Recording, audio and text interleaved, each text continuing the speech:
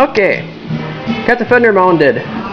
Holes drilled, bolts in. Kind of a pain in the butt by yourself trying to hold a bolt on one end and a nut on the other end, but I figured out a way. Do that a lot. And where are we at over here? Driver's side running board. I got my bracing made, welded on. Can't get too crazy welding it because, like I said, there's sheet metal, and I'm pretty sure they must have made it out of an old Yugo or something because it welds like crap. But it's welded in pretty good, and I got some gussets made. Nice and stiff. So, moving along. Got the jukebox playing, little Frank in the background. Making progress. Alright, we're back. Got the running board done. It's mounted, bolted on. So that's done. Fender's bolted on the corner. That's done. Already talked about the rear fender. That's done. Stuck the wheel on there just so I can, you know, a little bit of motivation. I think it looks pretty darn cool in there. Even stuck the front one on there just, I don't know why, but it's just sitting there. Looks cool. What I got done now is I needed to make a road draft tube for the engine. So I had a hunk of conduit, nippled it down a ½ inch on this end. Bologna slice on that end, brackets that bolts onto the transmission. So you get prime and paint that, that'll go on. One thing off the list. The other thing is this is going to be like my guard for the brake booster. On this particular way I did it, it kind of sticks down a little low. It probably is like that in all these cars that put the booster underneath the floor. I mean, it's not bad. I mean, it's only probably an inch, maybe 2 inches below the frame. But I really don't need something to kick up, grab that lip of the booster, rip that off. So, the way I made this here, and I don't have any fancy brakes or nothing, so I'm just going to beat it out on the old trusty railroad tie and a big hammer. But what I did, and it should work, it's got to paint it up and get it on there. This goes in those holes, and that goes there. And I got spacered out, and it just gives it like a, you know, roll pan kind of deal. But kind of protect the booster. Be my luck, I'll hit some roadkill or something that's carrying a rock across the street, and it'll rip that off, and I won't be able to stop, and I'll go creaming into a telephone pole. That'll make me mad.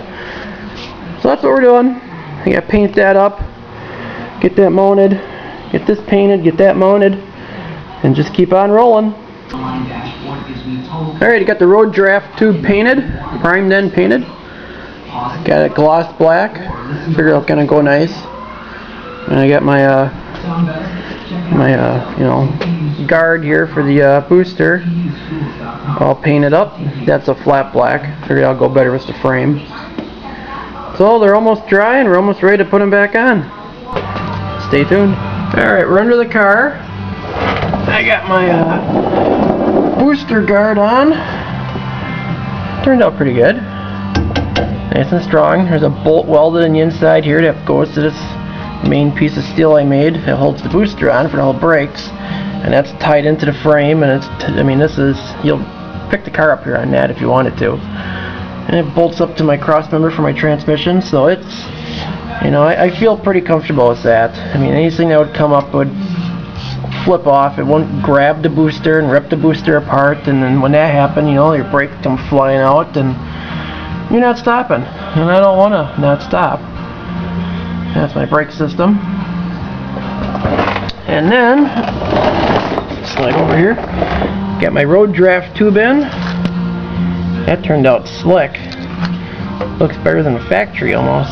So, hunk of 1 inch conduit, homemade bracket, bent it the way I needed to up to the back of the block, and 283s and 327s and 265 to that vintage, you know, they have the crankcase vent out the back of the block, so hook that all up. I mean, you can't have a 283 without smoke coming out of the bottom. That's just the way it is. So that's probably going to be it for today. Got some done, got a bunch of my little projects done, and that's where we're going to leave it. A little luck this week, I can, you know, keep putzing on it. At least that's my plan. We'll see. Oh, yeah, bad news today. I broke a mirror. My brand new mirror I bought.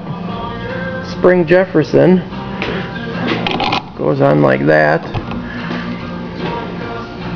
Forgot I had it sitting in the seat in there, and then went to go throw something inside the car here, and I heard and it's like, oh, that's my mirror.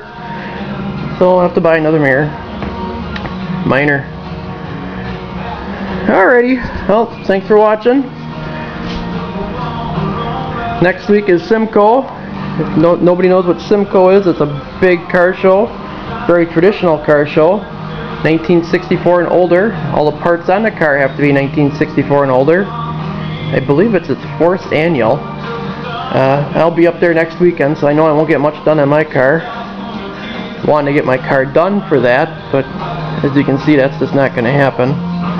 So next year, we'll have that done, and we'll have Jamie's 39 done for that, and those guys are out in Sturgis right now, but I know next year we already planned that we're going to Simcoe.